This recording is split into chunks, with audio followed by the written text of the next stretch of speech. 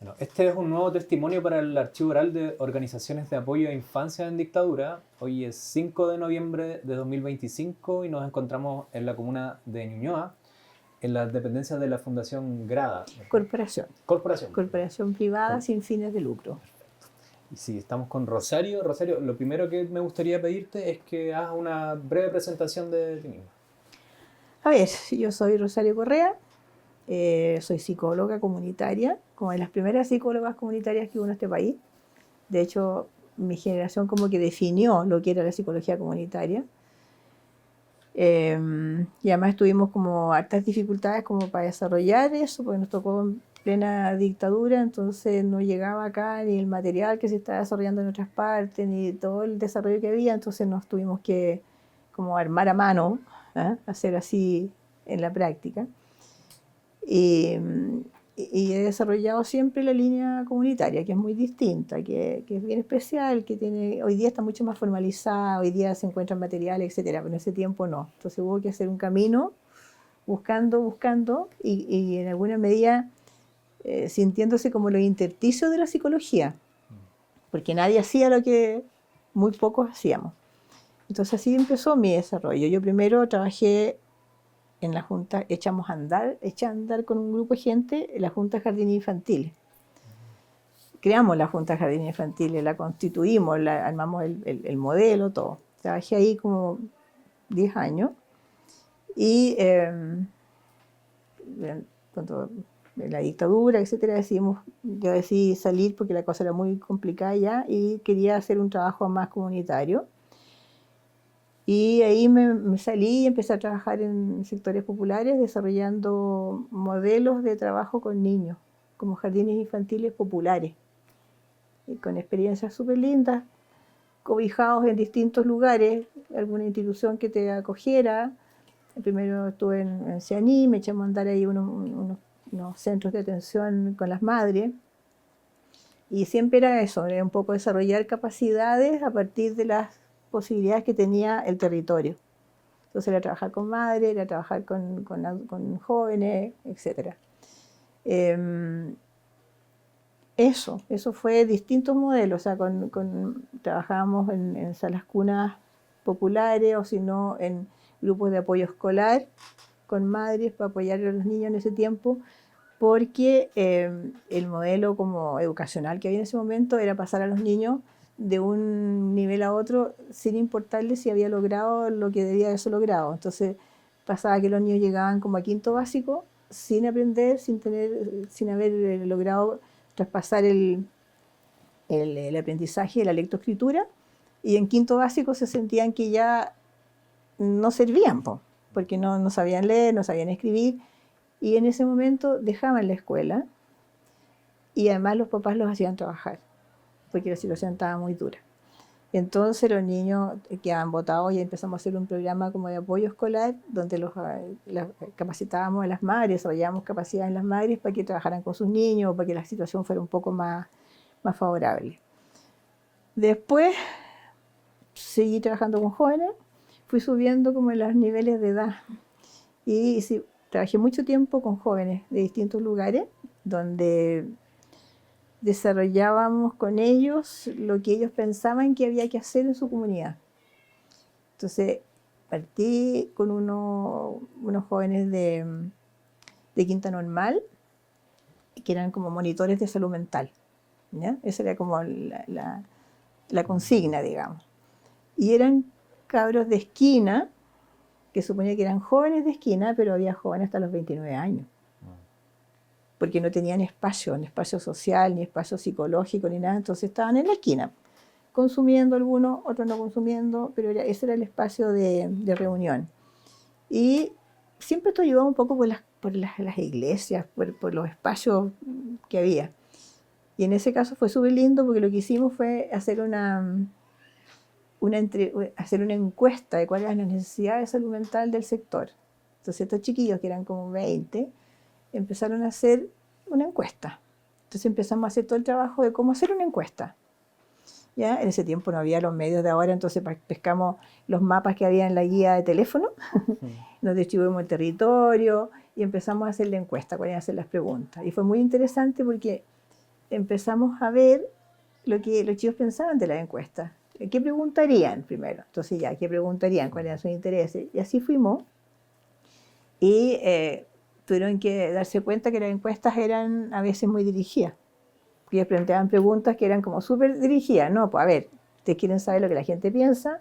¿O ustedes quieren confirmar lo que ustedes creen que...? Bueno, entonces fue un trabajo muy lindo como de toma de conciencia de ellos, de su situación y de el mundo. ¿Ya? Y le hizo mucho sentido. Y al final sacamos un librito, yo lo tengo aquí, un librito rojo, que era de estos monitores de salud mental, era el diagnóstico de la población. Y fue uno de los pocos libros que en ese momento la gente tenía y guardaba. Era un librito chico así. Yeah. Y lo que hicimos fue que ellos eran los autores. Las personas que hemos trabajado ahí con ellos éramos los facilitadores, pero los autores del librito fueron ellos. Fue una experiencia muy, muy interesante y después me fui encontrando en el tiempo con ellos y fue una cuestión que marcó. O sea, fue como los pocos proyectos en que ellos fueron protagonistas. Y chiquillos que fue bien terrible después, porque cuando, digamos, terminó la dictadura, entre comillas, ellos se dieron cuenta que quedaban de más. Porque todos los programas que hubo para jóvenes eran para jóvenes más emprendedores y ellos ya no eran nada. Entonces fue muy frustrante, fue bien terrible todo ese trabajo. Después, o paralelo, trabajamos paralelo y antes en realidad, con este grupo con los que me contactaron, que fue el grupo con el que hicimos los materiales, con el grupo CREA. Claro, que era un grupo de gente que ni siquiera me acuerdo. Bueno, llegamos a partir de que habíamos trabajado en una ONG. Y esa ONG como que no nos gustó como la línea que siguió, entonces nos constituimos como grupo CREA. Y ahí hicimos cosas súper lindas, muy lindas, porque trabajábamos con los niños de sectores suroriente de Santiago y nos tocó todo el tiempo de los allanamientos. Entonces nosotros lo que hacíamos era que íbamos después de los allanamientos y recuperábamos con los niños lo que había pasado, lo que habían sentido, y entonces los niños lo dibujaban, los niños sacaban hacia afuera todas las ansiedades y las angustias que le había producido el allanamiento y lo que los producía la situación que vivían.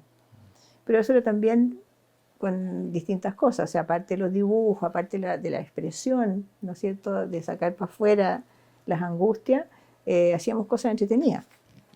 O sea, hacíamos unos paseos con las mamás, no sé si fue con el mismo CREA o después, cuando trabajábamos más bien el apoyo escolar, que lo que hacíamos con el apoyo escolar era que a partir de las experiencias de las madres de niñas, veíamos lo que estaba pasando con sus niños. Entonces hacíamos una mezcla entre trabajo con mujeres y trabajo de apoyo a los niños.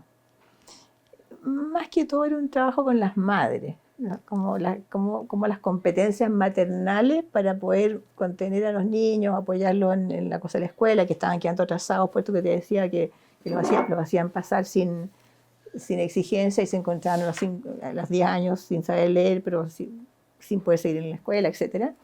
Pero hacíamos cosas re lindas, o sea, partíamos en la micro de recorrido que había en ese momento, que el caballero era pareja de una de las señoras y nos llevaba gratis hasta la Quinta Normal y partíamos con las ollas, ¿no es cierto?, con los pollos, con todo, se bañaban en las pozas allá y volvíamos en la tarde, o sea, había toda una mezcla de desarrollo comunitario, de desarrollo personal, de desarrollo de las capacidades maternales, de la familia, del darse cuenta, ¿no? Muy, muy bonito.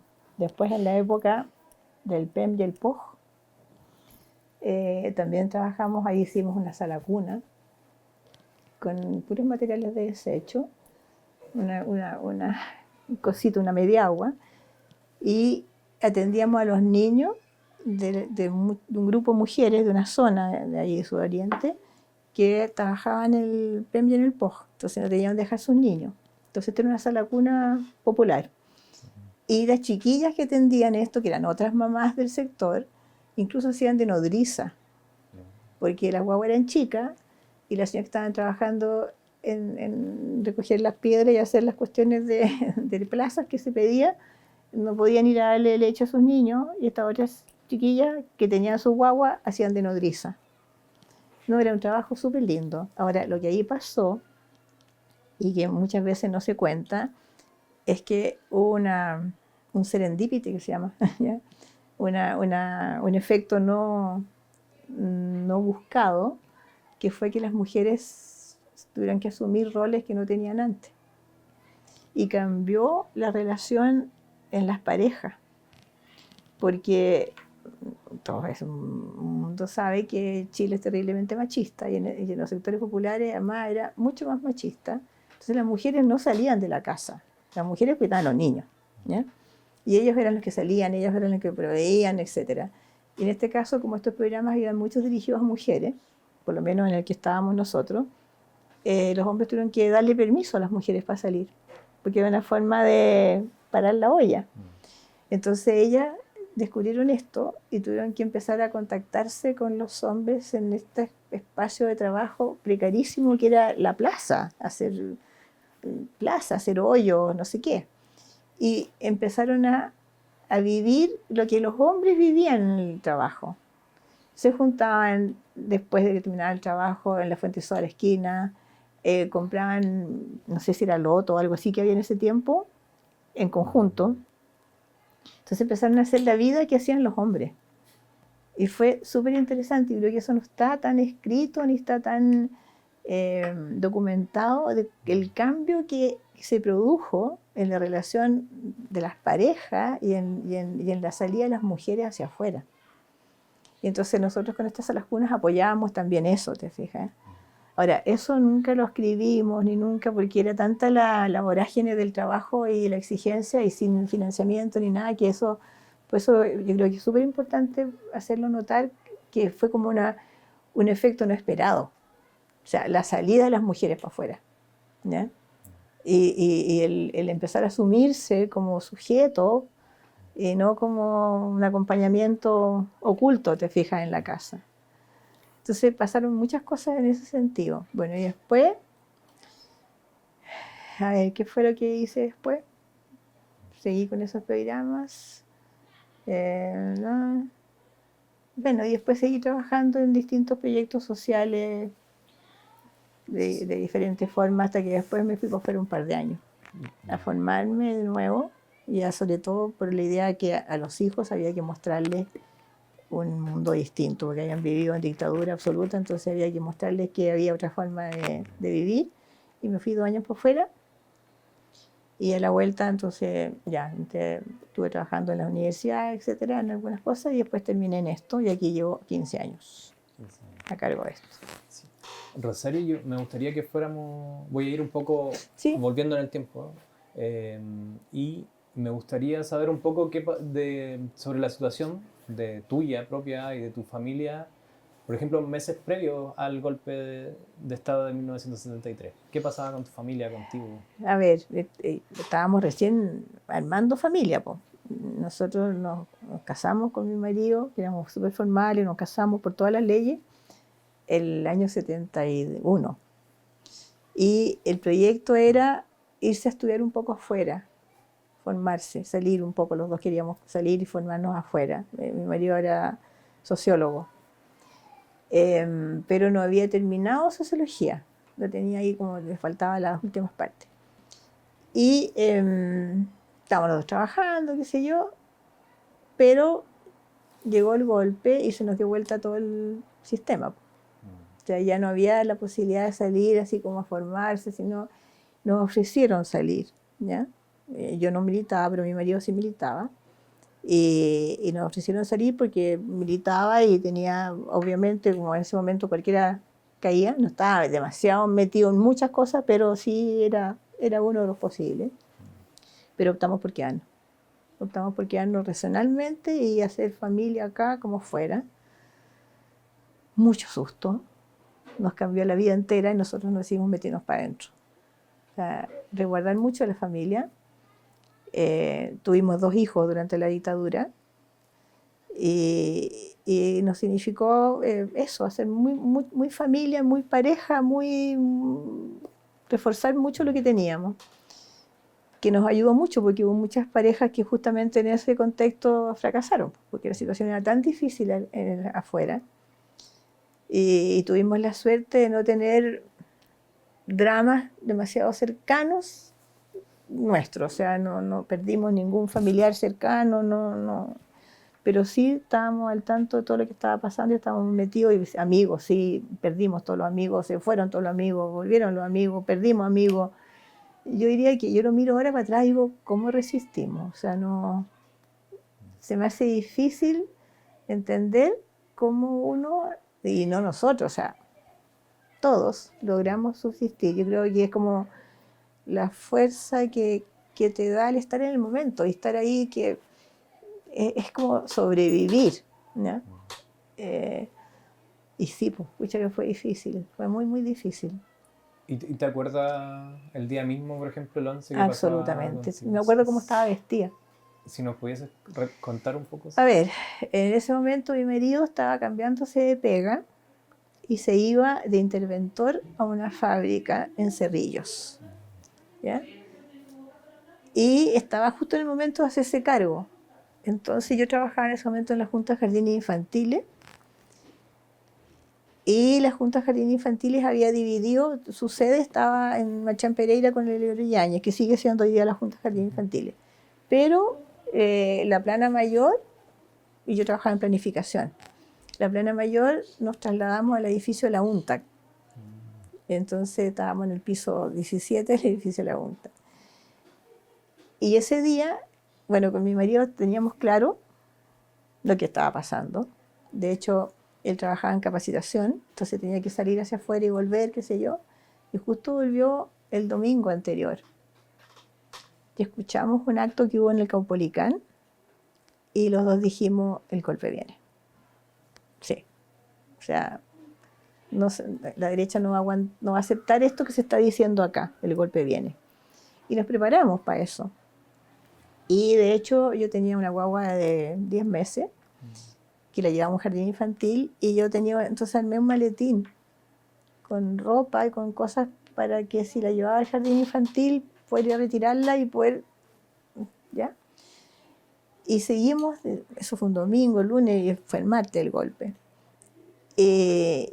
Por supuesto que poníamos la radio a las 5 de la mañana, ya vimos lo que había pasado en Valparaíso, salían las tropas, etcétera, pam, y dijimos, el golpe viene.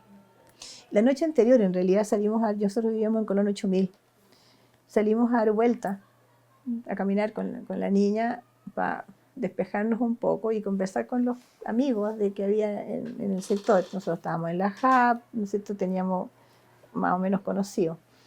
Y nos llamó la atención que la gente no se daba cuenta que el golpe venía. Y me acuerdo que nos paramos con un par de amigos y les dijimos, el golpe viene, o sea, viene. No, pero mira, decía, uno trabajaba en DINAC, en la distribuidora nacional, nos decía, nos van a decir, no saquen los camiones, los sacamos, pum. O sea, no dimensionaban lo que había pasado en Brasil, lo que había pasado en Argentina. Entonces había un pensamiento mágico. Y llegamos angustiadísimos a la casa. Y por eso pusimos muy temprano la radio y vimos todo lo que pasaba. Y ese día, también con pensamiento mágico, yo no saqué el maletín. Y llevé a la niña al jardín como cualquier cosa. Cuando yo podía la dejaba donde mi mamá, que era mi alternativa. Porque también con un pensamiento mágico decir, esto no está pasando, ¿te fijas? Entonces nos fuimos. Pancho seguía a su trabajo, que estaba en el centro, y yo me bajé en la UNTAC, y de hecho un carabinero me dijo, no puede pasar. Y fue la última vez en muchos años que le dije, sí, yo paso. Era otra cosa, y bueno, entré y ahí nos dimos cuenta que venía todo, pero también con mucho pensamiento mágico, no, si vienen por acá las tropas de no sé qué, por acá. O sea, y estábamos en ese edificio que es una vidriería, ¿ya? Tú sentías las metralletas, ta, ta, ta, ta, ta, ta, ta, ta, ta, ta, ta, ta, ta, ta, ta, ta, ta, ta. Y nos dimos cuenta que estábamos ahí, bueno, no todos llegaron, llegamos menos. Y yo me comuniqué, bueno, sin teléfonos celulares, ustedes no se pueden imaginar lo que era en ese tiempo, o sea, no están las posibilidades de comunicación que hay hoy día. muy distinta. Me comuniqué con mi marido y me dice, yo me voy a juntar con mi grupo. Seguramente me voy a la empresa donde estoy asignado como interventor. Te dejo plata, no, porque le habíamos pagado esos días, no sé qué, no sé qué va a pasar. Y nos despedimos, me acuerdo, en la UNTAC, sin saber qué iba a pasar. O sea, yo, así como una angustia profunda. Y yo seguí en la junta y vimos qué pasaba, éramos re poco.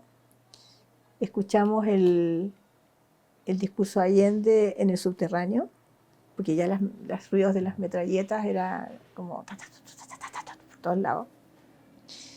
Y en ese momento el director del servicio, que era Manuel Ipinza, un médico, nos dijo que quedábamos en libertad de acción, que cada cual hacía lo que necesitaba hacer, éramos como 12. Yo decidí volverme a mi casa a ver a mi hija, porque ya Pancho no estaba. Todo esto tuve que por teléfono comunicarme con una cuñada para que me fuera a buscar la niña al jardín, para que, o sea, situación de crisis absoluta. Y bueno, ahí nos quedamos un rato. Un par de personas, ponte tú, no podían irse. Un par de educadoras de párvulos viejas que no podían irse a ninguna parte ya. Esto era como medio 2 de la tarde, 3 de la tarde. Y nosotros teníamos arrendado un taxi que hacíamos la visita a terreno, como Junta de Jardines Infantiles. Y estaba el taxi en el subterráneo. Y decidimos que la gente que iba para arriba nos iba a ir tirando donde se pudiera. Yo vivía en Colón 8000 y mi mamá vivía a donde yo iba a ir, a Poquinto, ponte tú. Y entonces nos subimos en ese taxi, era un taxi grande, me acuerdo, no, me parecía nave así.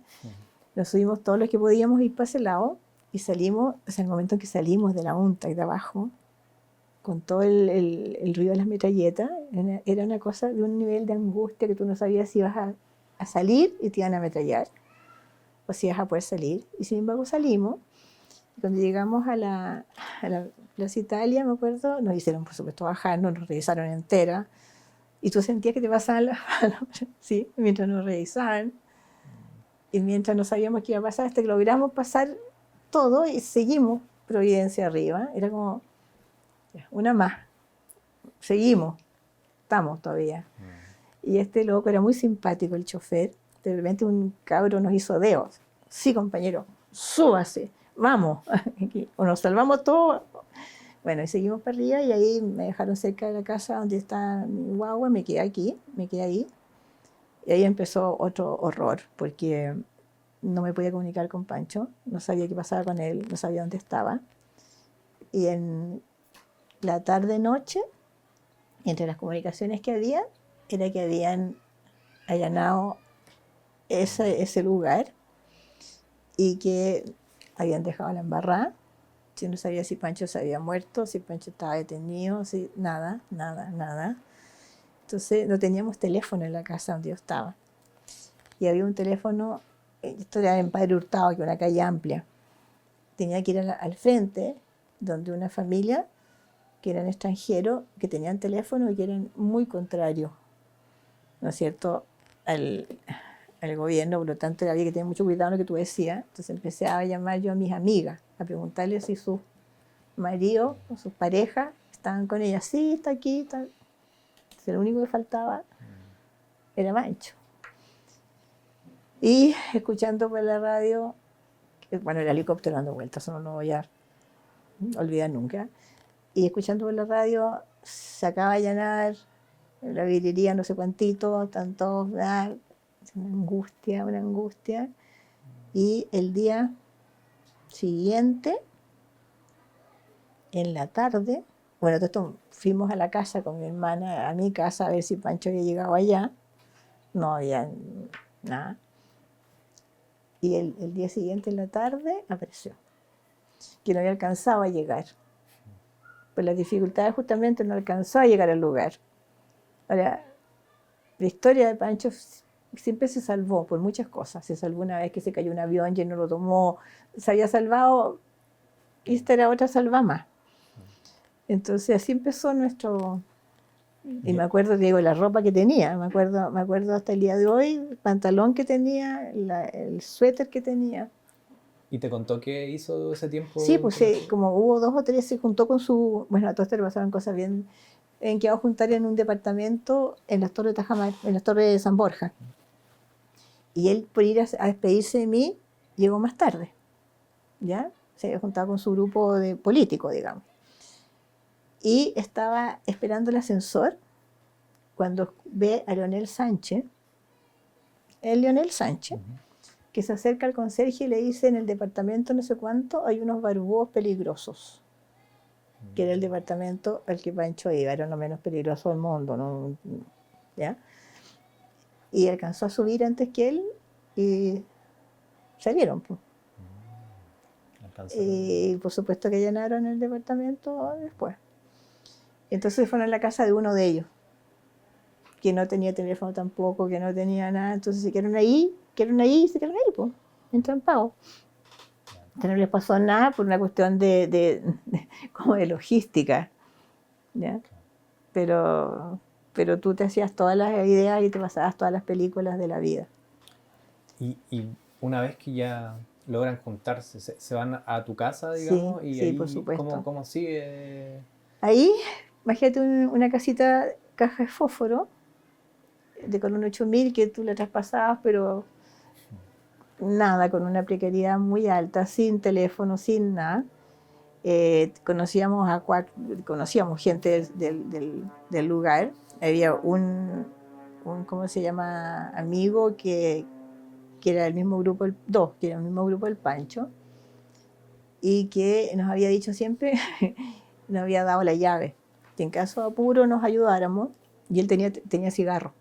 Entonces, Pancho fumaba, entonces íbamos a buscar cigarro, pero así, pues, o sea, y escuchábamos los balazos en la noche, escuchábamos la radio Moscú en la noche, dormíamos, no sabíamos dónde poner a la niña, porque la casa era tan precaria que hubo varios atentados en ese lugar.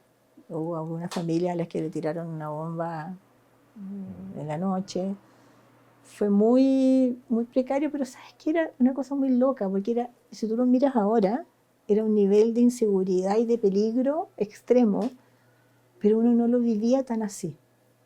Uno se empezó a acostumbrar a esto. Entonces me pasó, ya pasados los días, había otro muy amigo nuestro que vivía en una callecita que daba hacia Colón. Nosotros estábamos aquí, ponte tú ya una cuadra para allá, y ahí estaba la casa de él. Y una noche, una patrulla de carabineros, ahí. Entonces Pancho va y me dice: pucha, el fulanito. Sí, fulanito. Nos quedamos esperando, fulanito, fulanito. Y a él le pasó lo mismo. Vio la patrulla de carabineros entre medio y dijo: Pancho y la Rosario.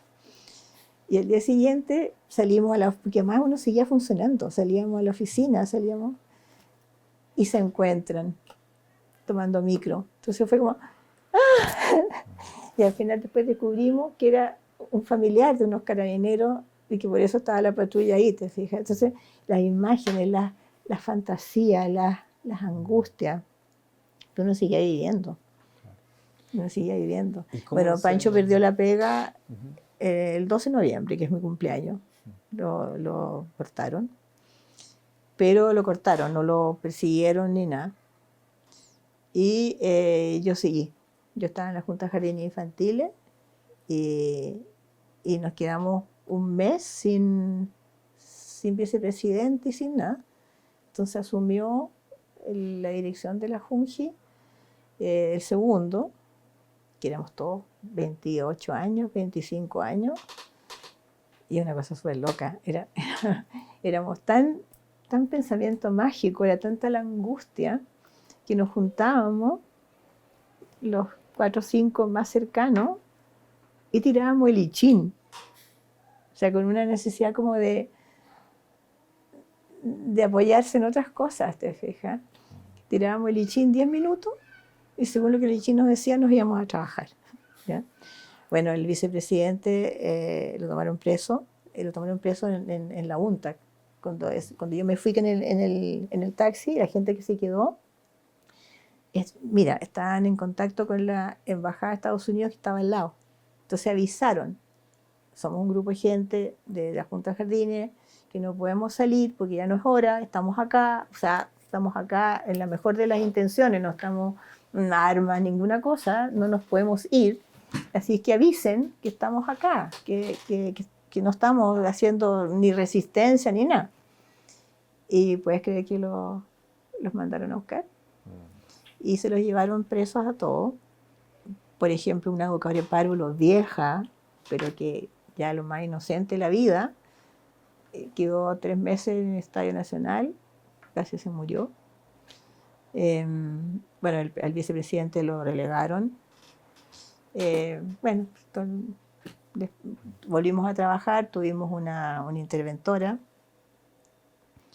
que era la Esther Prej, y hasta que llegó la vicepresidenta, que era una educadora de párvulos, joven, que le habían rechazado la práctica. Cosa que ya a una educadora de párvulos le rechazan la práctica, es como ya, tiene que ser muy mala. Bueno, y ella llegó así bueno, tuvimos que, toda la gente que estaba en la UNTAC volvió al edificio central y estábamos todos bastante hacinados. Y esta señorita, Ana Flores, la oficina de la dirección de la Junji queda adentro, como era una casa, eso como era el segundo piso, el gran dormitorio, una cosa así. Entonces, bien adentro, y ella tenía a un milico, un soldado, con una metralleta, no era metralleta, era un fusil de este porte, su puerta. Ella iba a la peluquería en la esquina con el soldadito detrás. No, terrible, terrible. Pasamos una época de terror, seguimos trabajando, sí, fuimos súper profesionales. Yo estaba como trabajaba en planificación, estábamos encargados de hacer el presupuesto de servicio y después pasé a encargada del departamento de educación. Entonces ahí, no sé, pues mantener el trabajo con los niños, mantener el resguardo con los niños, no paramos ni un minuto. Fue una situación muy dura, pero que pusimos el hombro, digamos, y seguimos trabajando. ¿Y cambió mucho, por ejemplo, la forma de trabajo una vez llegó algo? ¿O fue más un poco la continuidad nomás? A ver, en general, en lo profundo fue la continuidad, porque no tenían cómo cambiarlo. Lo que sí cambiamos de dependencia, pasamos del Ministerio de Educación al Ministerio del Interior, del Ministerio del Interior al Ministerio de Educación, y entonces había un grupo de señoras de militares que se hicieron cargo de la Junji, así como a nivel como de voluntarias. Entonces iban a los jardines con sus criterios, con sus maneras de ver las cosas, y hacían informes a nosotros. Entonces yo estaba como jefa del Departamento de Educación. Cabra chica, si había tenido, no sé, 27 años, no sé, 26 años. Y me mandaron unos oficios quejándose porque en el jardín los 3 chanchitos, ponte tú, encontraron que las niñas no andan con cachitos, como puras tonteras. Era unas cosas, pero muy ridículas. Y yo, para sobrevivir, bueno, todo esto como yo era jefa, tenía que ver muchos papeles. Entonces yo firmaba, mi mosca era una R con una redondela, que eso es resistencia. Pero era Rosario, te fijas, nadie me podía decir nada. Entonces uno hacía cosas, uno se sacaba las angustias haciendo cosas de ese tipo, ¿no? Entonces yo hacía 2 memos, tenía 2 oficios, perdón. Un oficio decía así, acogemos su pedido, muchas gracias, ya. Era el oficio 1 y el oficio 2. Y estas señoras no se daban cuenta que yo le decía a la secretaria, oficio 1, oficio 2, oficio 1, y le contestaba siempre lo mismo. Y logramos mantenerlas al margen y se jugaban con que iban a los jardines y nunca nos hicieron ningún aporte de ningún tipo.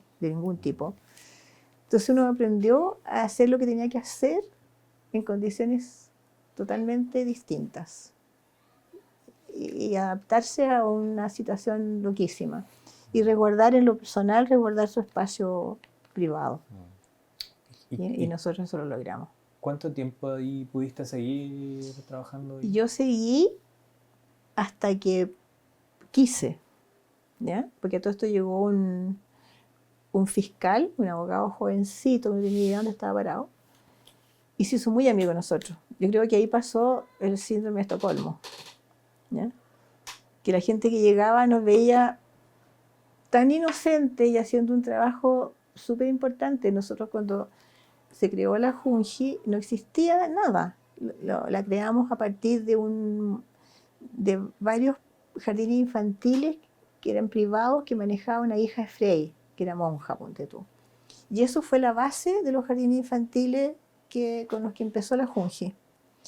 Y en el departamento de planificación, donde yo trabajaba con una socióloga, e hicimos todo el modelo de ampliación de la Junta de Jardines.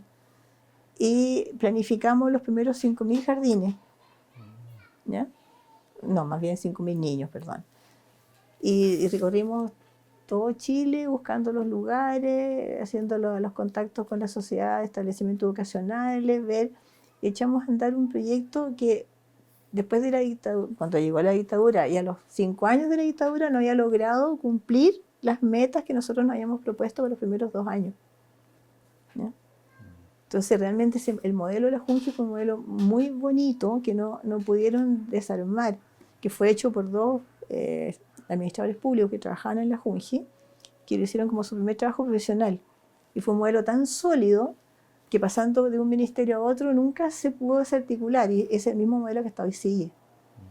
¿Ya? Entonces todo el aporte que hicimos, cabros muy jóvenes, que dejamos establecido, que instalamos, fue lo que le permitió a la dictadura funcionar mucho tiempo. Y eso nunca se reconoció. ¿Ya? Y entonces yo seguí ahí como 10 años, 9 años, hasta que decidí irme, porque ya la situación era como demasiado incómoda. Y convencí a este fiscal que me echara. ¿Ya? Bueno, entre medio me tuve que ir, cuando llegó la señora nueva esta, me tuve que ir, porque la secretaria, como éramos todos bastante amigos, la secretaria del director me dijo, del vicepresidente se llamaba, me dijo, te están buscando, te están revisando. Entonces logré por amistades irme a hacer un proyecto UNICEF, una cosa que inventé. Pero que tenía que ver con la Junji, que era preparar materiales, no sé qué, y entonces me fui, me vine, después me volví a instalar en la Junji, ya se había ido esta señora, había nombrado ya a otra persona, no me acuerdo mucho, pero ahí ya la cuestión, no, todavía no se había ido, ya era como demasiado difícil seguir arrancando, y no tenía nada, si yo no era militante, no era nada, entonces no tenía por dónde. Y logré que me echaron. Y me fui a trabajar en estos proyectos alternativos. Claro, si nos pudieses contar cómo fue ese cambio, ¿no? De ya trabajar, me imagino, con organizaciones más autónomas, más... Llegamos a un centro donde la persona que lo dirigía tenía como contactos afuera, y entonces empezamos a echar a andar centros de los CAP, Centros de Atención Preescolar, y en la zona suroriente. Y ahí empezó nuestro contacto con la zona suroriente, y que después cuando ahí tuvimos problemas con ese equipo, que era un poquito atrabiliario, formamos el CREA. ¿Y ahí, te acuerdas más o menos qué año? Uy, yo soy pésima para los años, pero a ver, no sé. Porque, a ver, yo estuve en la Junji desde el 73, seguí hasta como el 79, había sido así, esto ha sido los años 80. ¿Y qué te encontraste ahí? Bueno, me decías que estuviste con Santiago Suroriente. Con la zona suroriente, con la Nueva Amanecer, que era una población súper puntúa en ese tiempo. Bueno, de ahí salió el Guatón Romo, nada menos. Había mucha pobreza, los niños muy botados, pero había sido un campamento. Entonces había sido muy linda la historia de ellos. Y de hecho recuperamos en las conversaciones, en el trabajo con las madres, recuperamos cómo había sido la historia de ellas como campamento. Entonces nos contaban cómo habían puesto las carpitas, cómo fueron los primeros campamentos que hubo acá, y que fue muy, muy importante su constitución, que después se convirtió en una población formal, ¿te fijas? Y recuperamos, me acuerdo en ese tiempo, que son cosas que tienen que haber quedado escritas, pero que no sé dónde están, la historia de ellos. Entonces era una población bastante aguerrida y el trabajo con las mujeres fue muy lindo porque fue muy, yo diría que muy fructífero. O sea, logramos que las mujeres pudieran asumir a sus hijos, las apoyaran. Me acuerdo patente de una situación, así de un día. Yo tengo muchos recuerdos de situaciones, así de flash, que estábamos en la reunión, que las mamás, siendo como, pescamos desde la historia de ellas, o sea, cuando yo fui niña, ¿ya? Entonces, desde esas experiencias, las volcábamos a los niños de ella, ¿ya? Pero recuperábamos siempre su historia, lo que ellas habían vivido, su subjetividad. Y estábamos en eso y una de las señoras cuenta o otra le dice que ha sabido que de la escuela no sé cómo fue la cosa, pero lo que salió ahí fue que ella golpeaba a los niños, a sus dos hijos. Agobiada, la situación muy negra, y entonces que ella golpeaba a los niños y la habían parece que llamado desde la escuela. Y esta señora dice que sí, que ella los golpea. Y el grupo, y ahí nosotros nos quedamos absolutamente al margen, ¿ya? El grupo le empieza a explicar a ella que eso no puede ser, que los niños no pueden ser golpeados. Entonces, todo lo que nosotros hemos trabajado con el grupo empieza a verse, te fijas, el resultado. Y no solo le hacen ver que no se puede hacer, sino que le ayudan. Y le dicen que eso es lo que nosotros queríamos lograr, y eso era lo que lográbamos. Y le dice que pida ayuda, que están todas ellas cerca, que cómo tiene que hacerlo, que piense en otra cosa, que pida ayuda al lado, pero que los niños no se golpean, los niños se cuidan. Entonces hicieron una especie de trato, ¿ya? De ayudarse mutuamente para que no pasara lo que le había pasado a ella. O sea, había cosas así, pero lindísimas. O sea, el trabajo de desarrollo personal que logramos, uno no se daba cuenta en ese momento tampoco, ¿eh? Tú ahora lo empiezas a mirar. Y yo aquí trato, ponte tú aquí, de lograr que el trabajo de intervención con las familias vaya por ese lado, me cuesta un mundo. Porque eso desgraciadamente no logró ampliarse y que fuera como la forma en que se trabajaba en general. Fuimos bien pioneros en eso. No, yo tengo miles de experiencias así de trabajo con las mujeres, ponte tú, no, lindísimo. O sea. Y esto ya es cuando, como una fase anterior a cuando entras a CREAS o participas con No, ellos, como ¿no? CREAS. Como CREAS, Como CREAS. perfecto. ¿Y cómo se desarrolló luego ese ¿Sabes qué? proyecto? Ese proyecto, bueno, cuando tú trabajas con jóvenes, bueno, después ahí me pasé a trabajar con jóvenes. Cuando tú trabajas con jóvenes, con mujeres es más estable el trabajo. Las mujeres existen y siguen existiendo. De ahí me fui a trabajar con jóvenes. Cuando trabajas con jóvenes es corto, ¿ya? Es corto porque los jóvenes dejan de ser jóvenes, pues. Entonces son proyectos que tienen inicio y fin. Yo después de eso me fui a trabajar, se me confunden las fechas y las cosas, pero me fui a trabajar por mi cuenta y cuando yo me fui para afuera, me volví con y armé un proyecto a la vuelta para trabajar con jóvenes. ¿Y ¿De dónde dónde fui? fuiste? Fui a Bélgica, fui a Lovaina. Tuve 3 años en Lovaina. Y yo, muy loco, porque lo que fui a hacer allá era como a hacer lo que yo me propuse, era como hacer el marco teórico de la psicología comunitaria, como para continuar con esto y poder como ampliarlo. Y cuando llegué a Bélgica y dije eso, me dijeron, ¿la psicología qué? Entonces no pude desarrollar lo que iba y entonces cambié y me dediqué a trabajar y a estudiar el método biográfico, ¿ya? Y hice la maestría allá, inicié el doctorado, pero después por razones personales me tuve que venir y no terminé el doctorado, que es una cosa que tengo ahí, ¿ya? Bueno, y me puse a trabajar con jóvenes en este programa de jóvenes. Y además yo a la vuelta me di cuenta que mi desarrollo profesional tuvo que ver con mi desarrollo maternal, porque fui, según la edad de mis hijos, yo fui trabajando en proyectos comunitarios que tenían esos grupos etarios. Y me di cuenta después, pues, haciendo mi historia de vida, porque una de las partes que había que hacer como trabajo. Entonces, cuando empecé, trabajé en la Junji, ¿no es cierto?, echando a andar los proyectos de la Junji. Cuando mis niños eran un poquito mayores, estuve trabajando en apoyo escolar con este equipo que te digo, qué sé yo.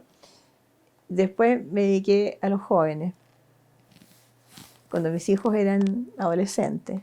Y pasaban cosas bien divertidas porque había palabras que yo primero escuchaba en mis hijos y después al tiempo las escuchaba en los cabros con los que trabajaba del mundo popular y viceversa. Había modismos, formas de hablar que salían de los hijos, de la población y después aparecían en mis hijos. Entonces había un vaso comunicante. ¿Y ellos tus hijos participaron alguna vez? Me acompañaban. Ya. Me acompañaban más de una vez. No participaban directamente, pero sí siempre los metí, siempre supieron lo que hacíamos. Bueno, y después, cuando me volví de afuera, hice un proyecto muy lindo, que eran los kioscos juveniles de información y encuentro. Esto fue ya cuando se hizo el corte, digamos, 90, ¿y cuánto fue el no? El 88, pero ya el 90. El 90. Bueno, y eso yo estaba trabajando con jóvenes para la transición, digamos, por el momento del corte. Y fue bien terrible porque trabajamos mucho con los chiquillos en lo que venía, ¿ya? Con este grupo de salud mental, etcétera. ¿Qué venía? ¿Qué expectativas tenían ellos con lo que viniera? Y me acuerdo que tenía los papelógrafos, yo trabajaba mucho con papelógrafos, los papelógrafos de las expectativas de ellos. Y cuando ya se supone que viene el cambio y viene la alegría, hicimos un nuevo papelógrafo de cómo había sido. Y era la frustración absoluta. ¿Y qué esperaban ellos? Ellos esperaban cosas tan simples como que pudiera estar tomando en la esquina, ¿ya? No me van a tomar preso si voy a Bellavista, ponte tú, cosas que antes estaba prohibido, digamos. Y se dieron cuenta que no, pues, que habían tratado de hacer eso, que ellos pensaban que era la apertura, y sin embargo no era. Fue muy fuerte para uno ver esa frustración y que no tenías nada que hacer, ¿ya? Y más aún ver que no había nada que hacer. Lo que venía era una cosa muy distinta, que era sacrificar a una generación. Y de hecho, el Mario Marcel me lo dijo. Y yo ahí, él estaba en el CEP, creo, en algún centro de estudio, y con mi marido fuimos a abogar por estos jóvenes, porque veíamos que todo lo que presentaba la transición era a los jóvenes que se mandaron las barricadas, que fueron los que fueron importantísimos en el proceso, no se les consideraba. Y eran estos jóvenes que eran adultos, eran cabros de 29 años, pero que no tenían otro espacio. Se habían expresado ahí. Y me acuerdo que fuimos a hablar con él y le planteamos esto, que como alguna política de Estado para que se hiciera cargo de esta situación de estos niños, estos jóvenes, de estos adultos que se creían jóvenes. Y él nos hizo, me acuerdo, un mono así, una especie de pirámide, y nos dijo, mira, en todo proceso social hay una generación que se pierde, que es la generación del sacrificio. Y esa es la generación que se va a perder acá. Entonces dijimos, pero es que tiene que haber alternativa, o sea, no podemos sacrificar una generación porque por un proceso social, todo al revés. No, yo por eso nunca le creí. Porque si alguien piensa así, pues. Y eso fue lo que nos decidió, entre otras cosas, irnos para afuera. ¿Ya? Eso y ver a los hijos que habían vivido en esto y que no eran capaces de darse cuenta lo que era una democracia. Y me acuerdo textual, y ya estaba con el hijo que hizo esta fotografía, que me dice, no logro entender, mamá, cómo es la democracia. Entonces yo le digo, a ver, iba pasando por las torres esas de Antonio Vara, y que tiene una plataforma afuera, una platabanda grande, yo le digo, mira, la democracia como yo la viví antes, es que tú te pares ahí y digas que no estás de acuerdo con el gobierno, o sea, que seas libre. Me dijo, no lo puedo concebir. Y ahí yo le dije a mi marido, ¿sabes qué? Hay que llevarlos para afuera. Tienen que hacer una limpieza de cabeza porque si no, no vamos a tener niños sanos. Y por eso yo pedí la beca y por eso nos fuimos para afuera. Como para reconstruirles la cabeza a los dos hijos. Que vivieran una cosa distinta. Sí. Y Rosario, ¿y los lugares donde tú estuviste que en relación a esto mismo que mencionabas de estos problemas políticos sociales que sin duda también toman a la niñez, a los jóvenes, los involucran algunos de forma de todas las Claro, formas absolutamente. ¿Cómo ves ese rol que tuvieron o qué les tocó vivir a esos adolescentes y jóvenes que en medio de un conflicto social terrible, ¿no? Fíjate que yo creo que, bueno, yo seguí trabajando mucho tiempo en el sector de la granja, trabajé con cabros volados en la granja. Ahí empezamos a ver el efecto. O sea, la juventud se empezó a afectar, empezó a aparecer.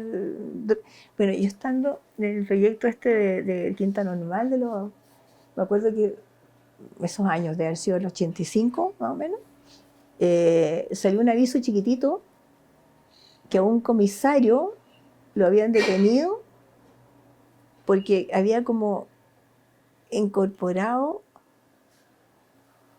para poder evitar la marihuana, había incorporado como otras drogas, una cosa así. Y yo no lo registré, no lo guardé. Entonces lo que se hizo fue eso, entre otras cosas, fue parar la marihuana, ponte tú, y dejar paso a otra droga y dejar paso a los que negociaban, no sé si la droga es una mercancía en el fondo. Y ahí yo vi que vino el desastre, o sea, el desastre. Y ahí empezó a aparecer el efecto, ¿no es cierto?, claro, de la dictadura. Y los cabros votados, los cabros sin posibilidades, se rompió el tejido social, ¿no es cierto?, el tejido social que era lo que incluso durante la dictadura mantuvimos el tejido social. Mantuvimos todas estas instituciones que trabajábamos con jóvenes, con niños, con lo que fuera, manteníamos. O sea, yo me acuerdo en épocas de la dictadura haber hecho encuentros en las poblaciones de mostrar cosas del ictus, mostrar cultura, cosa que después se murió.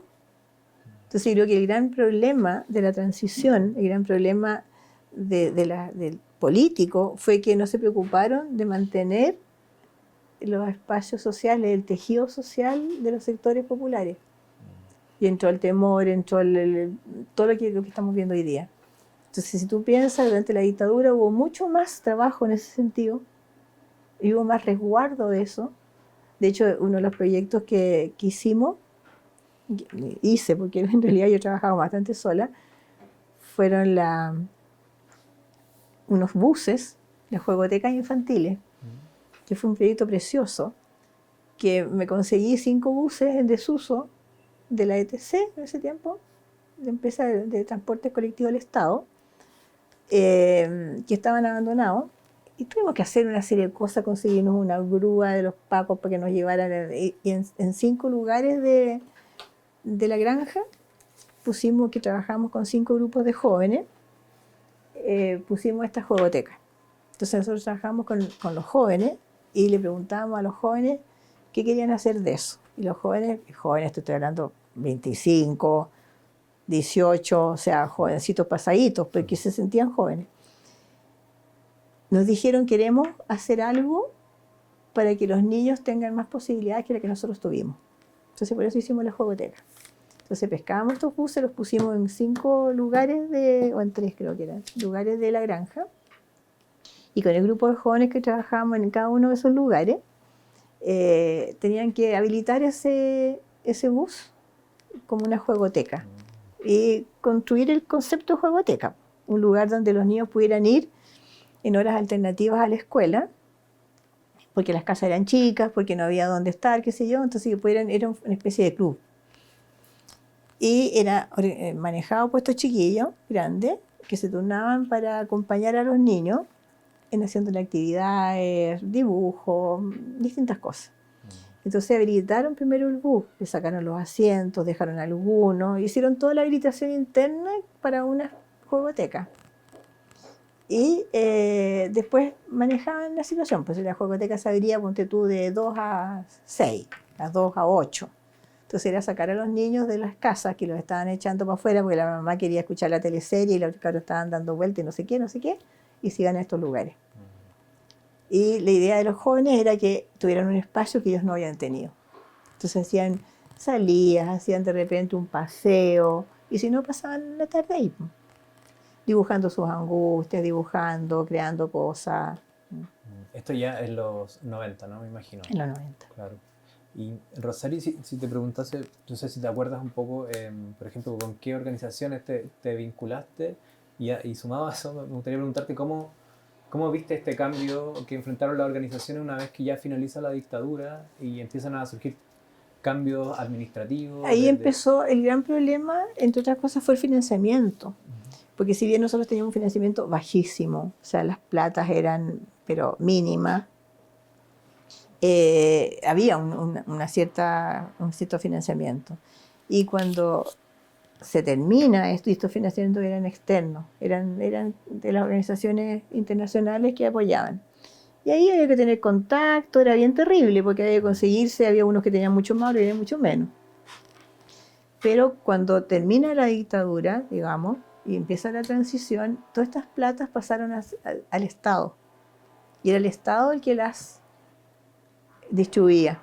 Y ahí quedó un poco, para mi gusto, la tole-tole. ¿Ya? Porque las orientaciones fueron como te digo, o sea, hay una generación que hay que sacrificarla, entonces vino la época de los emprendedores y se valorizaban los emprendedores, o sea, con un modelo muy ajeno al que nosotros habíamos trabajado. Entonces costó muchísimo seguir funcionando, muchísimo. De hecho, muchas de las ONG que trabajaron ahí tuvieron que terminar. Otros se metieron al Estado, se apitutaron, entonces pasó de todo. Pero no se logró mantener el trabajo del tejido, no se desarrolló, no se siguió desarrollando el tejido social que sí habíamos armado durante la dictadura, súper paradojal, porque habiendo más condiciones se terminaron. Te fijas, cambiaron. Claro, quizá ahí tenían también las organizaciones otra expectativa respecto a lo que podría pasar con ellos cuando finalizara la dictadura. Claro, porque se acabaron los financiamientos externos. Además, la gente también había también cambiado como de estatus, te fijas, ya eran más adultos. Fuimos pocos los que seguimos trabajando como en las mismas líneas, a pesar de ser más viejos y a pesar de seguimos creyendo en lo mismo, digamos.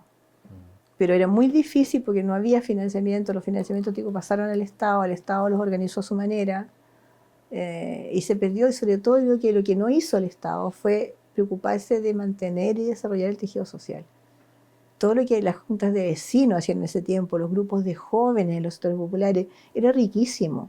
Y eran los espacios, ¿no es cierto?, donde la gente se socializaba, donde la gente compartía. Y entonces empezó a entrar el cuento de la droga, y empezó a entrar el susto, y empezó a entrar terrible. Entonces todo lo que tú esperabas que con un cambio político se pudiera seguir desarrollando mejor, fue todo al revés. Todo al revés. ¿Y ahí cómo continuaste tu...? A ver, ¿qué fue lo que hice yo en ese tiempo? Me hablaste un poco de los grupos de esquina, Bueno, ese proyecto fue muy lindo, duró como 3 años, pero como digo, con los jóvenes las cosas eran unos kioscos con cara, porque, a ver, mi perspectiva yo he sido siempre bien creativa, he hecho puras locuras. Este proyecto era muy lindo porque era igual como pensé en la juegoteca, y duró 3 años el grupo de la juegoteca, y entre medio, ponte tú, un día los niños me acuerdo que frente a no sé qué situación salieron por todo el barrio haciendo una manifestación, ¿ya? Se pasaron muchas cosas ahí. Y en este grupo de los kioscos era para jóvenes ya mayores, era para adolescentes y más. Eran en 5 lugares de Lo Prado, ¿ya? Y los chiquillos tenían el miedo adentro. Esto ya fue como cuando habían pasado también la dictadura, digamos. Entonces me acuerdo de cuando fuimos a instalar, el concepto que había atrás era que el kiosco en el sector popular te ofrece de todo. El kiosco es un lugar en que encuentras desde dulces, encuentras de todo, pues encuentras droga, encuentras de todo. Entonces por eso fueron kioscos, y fueron con cara de kiosco, con ya, kioscos instalados. Y estos kioscos estaban en 5 lugares del sector y que tomaron la forma de los grupos de jóvenes que se hicieron cargo del kiosco en cada sector. Entonces había uno que era de punk, que en ese tiempo estaban apareciendo los punk, que era como la novedad del año. Todos vestidos de negro, con todas las tachas, que hoy día las ves en cualquier parte, pero era raro. Y ellos eran punk. Entonces nos íbamos, me acuerdo en una situación cuando fuimos a pensar el proyecto, a ofrecerle a los cabros que lo que íbamos a hacer, sentados en el suelo, en la humedad de ese lugar, con todos estos punk al lado, y yo, ya explicándole lo que íbamos a hacer, y ellos como bien dudosos, ¿ya? Entonces pues, dijeron que sí, y se hicieron cargo de un kiosco. Entonces cada kiosco tenía sus características, porque era dependiendo del grupo de cabros que lo manejara. Y el proyecto era bien lindo, porque había una cantidad pequeña de plata que se distribuía según las horas que ellos estuvieran atendiendo el kiosco, una especie de bono. Pero eso lo controlaban ellos, no lo controlaba yo. Entonces ellos tenían un listado, ¿no es cierto?, donde anotaban las horas que cada cual estaba y cuánta plata le correspondía a cada uno y qué sé yo, ta. Y era una cuestión que les servía para tomarse una bebida o comprar cigarrillos. Y fíjate que la gracia de esto es que estábamos en lugares bien complejos y nunca se nos metió la droga a los kioscos. Nunca los malos entraron en los kioscos, como que los respetaban. Entonces, ¿el kiosco qué función tenía? Estaba abierto, ponte tú, de 5 a 10 de la noche, ¿ya? Había información y encuentro. Ese era un kiosco de información y encuentro. Entonces, como no había todas las tecnologías hoy día, teníamos unos archivadores con las gestiones que había que hacer, ponte tú, para entrar al servicio militar o para entrar a la escuela o para buscar no sé qué, ¿ya? Todo esto, archivadores, así, ¿ya? ¿Cómo hacer para? Había me da risa pensarlo ahora, una cassette, una radio cassette con cassette. Entonces suponía que ellos ponían con un parlante música según lo que la gente les iba a pedir que pusieran. Entonces tenían que poner, había música de todo tipo, música folclórica, música de todo tipo, porque estaba dispuesto a la comunidad, no solo para los puros jóvenes. Me costó muchísimo una suscripción a un diario que después se terminó. Entonces había una cosita de madera, ¿no es cierto?, un tipo donde se ponía el diario del día y la gente podía ir a leerlo, ¿ya? Era como de ese tipo de cosas. Entonces estos niños hacían turno y atendían este kiosco. Entonces me acuerdo que una vez, y teníamos reunión los días lunes, en que se juntaban los animadores de los 5 kioscos y veíamos las dificultades y veíamos todas las necesidades, como que podíamos ponerle mal el proyecto, no sé qué. Y era muy lindo. Bueno, el día lunes es muy central para hacer actividades en el mundo popular, porque tú ordenas la semana. Entonces los días lunes fuimos probando hasta que descubrimos que el lunes era el día clave. Y me acuerdo muy bien un día que cada uno daba cuenta de las experiencias de la semana, lo que les había pasado, cómo lo habían resuelto, los problemas que tenían. Una sola vez nos robaron en un kiosco. Siempre fueron resguardados, una cuestión muy loca que yo siempre dije, por ahí va la cosa, pero yo sola haciendo kiosco no podía, pues, o sea. Bueno, y en una oportunidad, ese día lunes, los punk dicen que tuvieron una experiencia muy terrible. ¿Qué pasó? Y de que había llegado a la comunidad se había empezado a acercar y nos piden que pongamos tango en música. Nos piden que pongamos música folclórica. Ya le digo yo, ¿y quién ha hecho ustedes? Pusimos, po. Les pusimos, o sea, tuvimos que, con dolor de nuestro corazón, te fijas, mandarnos el tango, ¿ya? Pero ellos estaban conscientes de que la comunidad estaba pidiendo eso. Ellos habían acercado a unas señoras a pedirle música. Habían tenido que, contra todos sus principios, poner. Entonces eran cosas súper lindas. Y un grupo, cuando había un grupo que fallaba, que estaba mal o que tenía problemas, los otros le decían cómo hacerlo, ¿no? Fue una experiencia.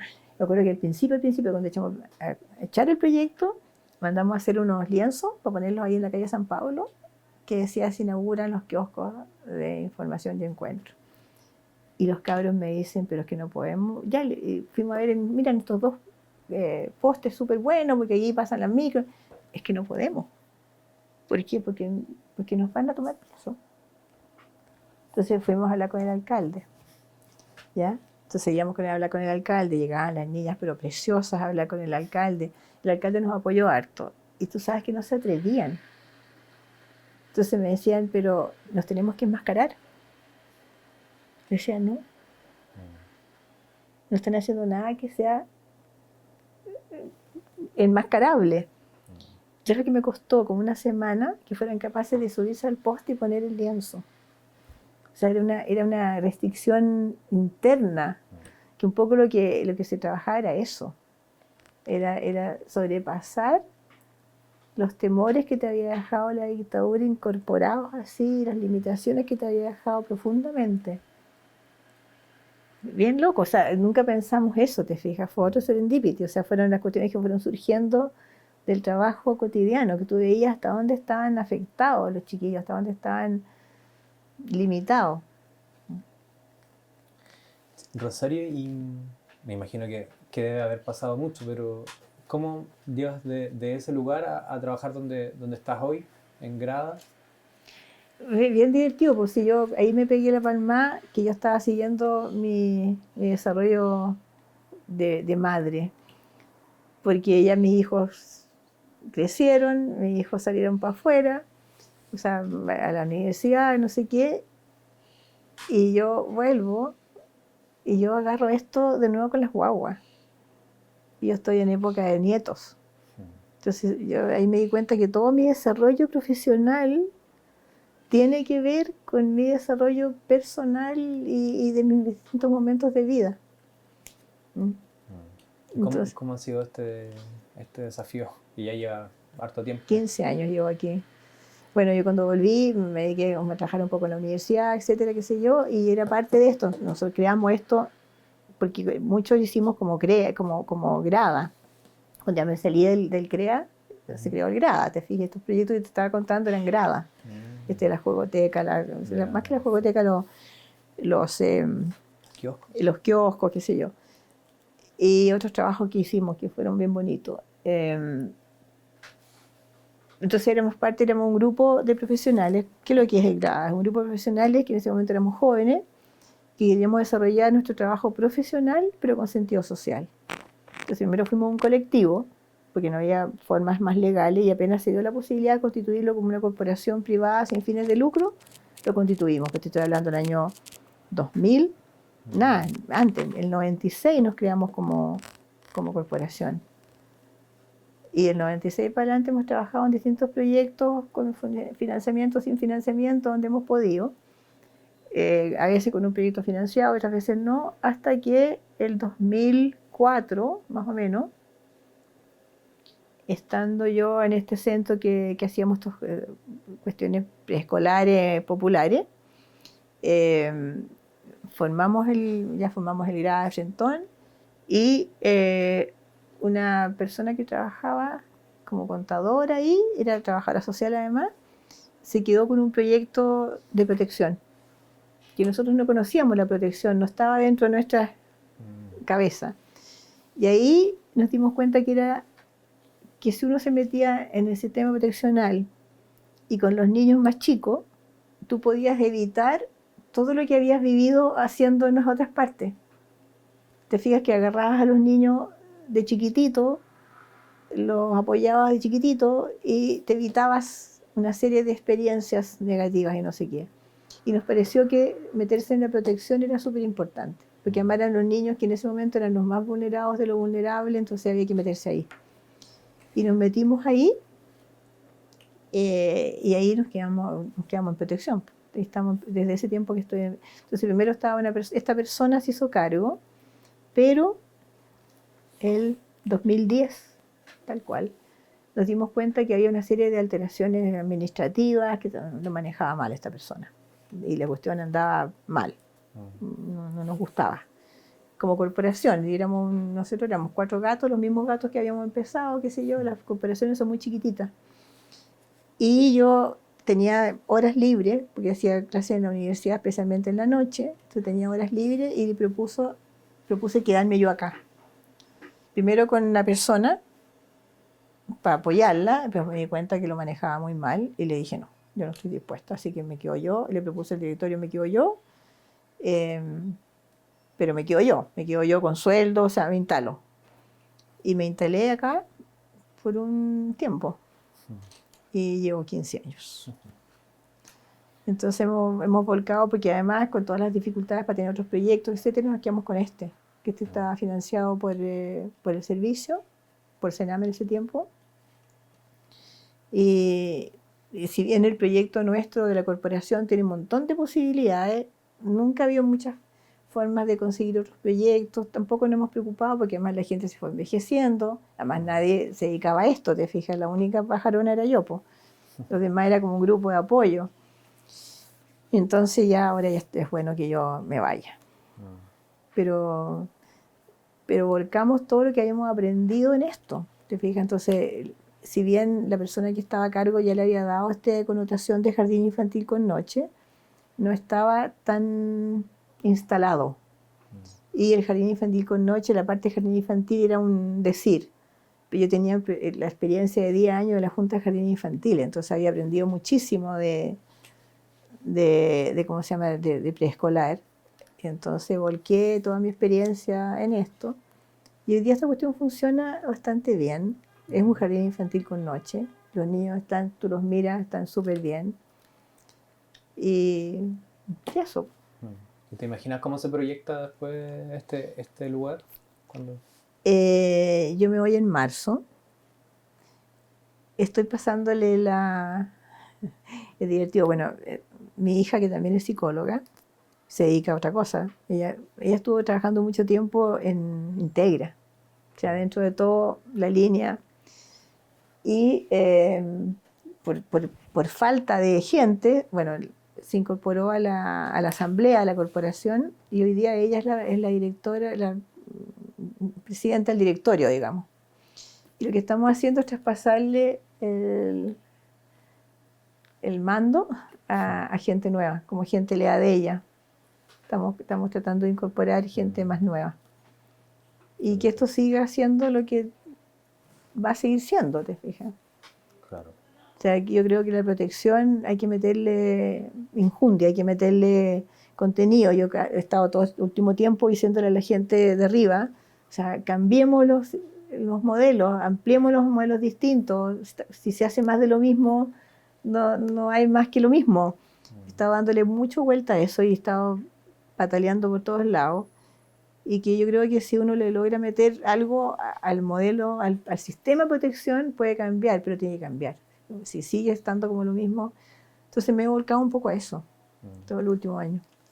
Sí. Y ahora lo que quiero hacer es, cuando me vaya, es como modelizar lo que hemos hecho, escribir el modelo. Eso. Y un poco, mucha gente me ha dicho que escriba mi historia, pero no sé si sí, puede ser. Tengo la idea de... Ahora, entre medio, y una cosa como súper linda y que me hizo muy bien, pues yo siempre sentí... Bueno, todo esto terminamos trabajando harto con mi marido también en esto. Si bien él trabajaba en otras cosas, él era criminólogo además, trabajaba en su área, pero hacíamos talleres juntos con los chiquillos. Yo siempre sentí que andaba por los resquicios de la psicología, que no... Todas mis amigas, mi generación, consulta súper importante, gente muy conocida, ¿verdad? Y que yo andaba como así, por la esquina. Y el año 23, que fue un año bien terrible para mí, que se murió mi marido, me dieron el premio de la Católica. Un premio que es muy bonito, que yo ni siquiera sabía que existía, que es el premio Hernán Larraín, que Hernán Larraín fue un director de la escuela muchos años, y que se lo dan a un egresado de psicología de la Católica que haya hecho un aporte significativo, así está definido, al social o político del país.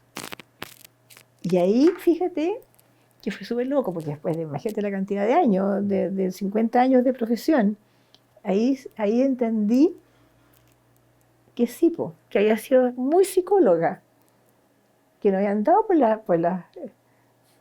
los resquicios, sino que había sido otra forma de hacer psicología y que valía la pena.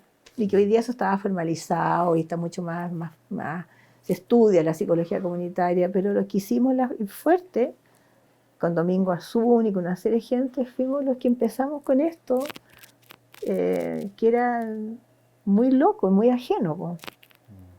Entonces ahí como que cerré, fue súper bonito. Rosario, para ir un poco finalizando este testimonio, bueno, este año el museo se ha planteado un poco relevar las voces de los ex niños a esta altura, pero de la infancia en general. Y en el museo nos visitan cientos de miles de estudiantes, hay muchos colegios y familias en general.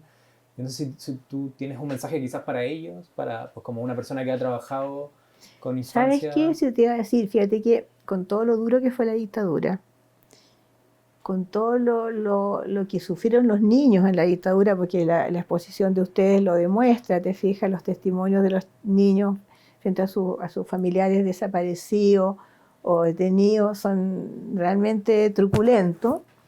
Yo siento que hoy día está peor la infancia. Siento que dentro de todo está más invisibilizada. ¿Ya? No se sabe lo que está pasando con los niños, no importa lo que pase con los niños. Estos aumentos que estoy diciendo de la petición de protecciones porque no se está nadie haciendo cargo de los niños. No tienen espacio los niños. Los niños están adultizados, tienen teléfono, tienen no sé qué, pero yo creo que están siendo menos niños y están siendo menos cuidados y menos protegidos que durante la dictadura. Con todo lo terrible que es la exposición de ustedes, hoy día siento que es tan duro como eso, pero además invisibilizado. Y además como te diría, como con máscara, ¿ya? No, si también los niños no, los niños están pésimos. La educación es terrible. Son muy pocos los colegios en que les permiten desarrollarse a los niños, la cuestión está rígida. Yo siento que si tú me preguntas así de fondo, ojo, cuidemos a los niños porque no los estamos viendo, no los estamos entendiendo, no estamos acogiendo sus necesidades, no los estamos desarrollando como niños. Yo aquí, te he hecho con las chiquillas que trabajo, he hecho de repente talleres donde les pregunto, son maldades por supuesto, les pongo como verdadero o falso, ¿ya? Entonces ponte tú una de las preguntas que me acuerdo que la otra vez le hice y fue terrible, me cayeron todas. Era, aquí no tenemos los logros que queremos en el desarrollo de los niños porque no usamos la tecnología, no ponemos tablets, no les damos la posibilidad de ver la televisión, etc. Todas cayeron. Todas me dijeron que sí. ¿Ya? Yo tengo que pelear, pero he peleado durísimamente para que no me sienten los niños frente a la televisión. ¿Ya?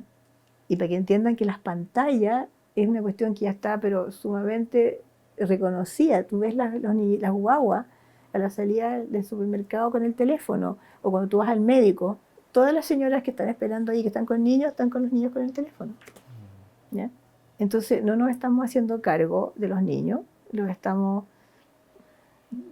controlando de la manera que podemos, malamente, y yo siento que los niños están peor que antes. A mí me preocupa muchísimo eso. Entonces yo eso sí que lo haría anotar. O sea, ojo, veamos qué se está necesitando hoy día, cuáles son las necesidades de los niños hoy día, pero los tenemos invisibilizados. Niños y adolescentes, por supuesto. Claro. Muchas gracias, Rosario, por tu testimonio. Te agradecemos enormemente.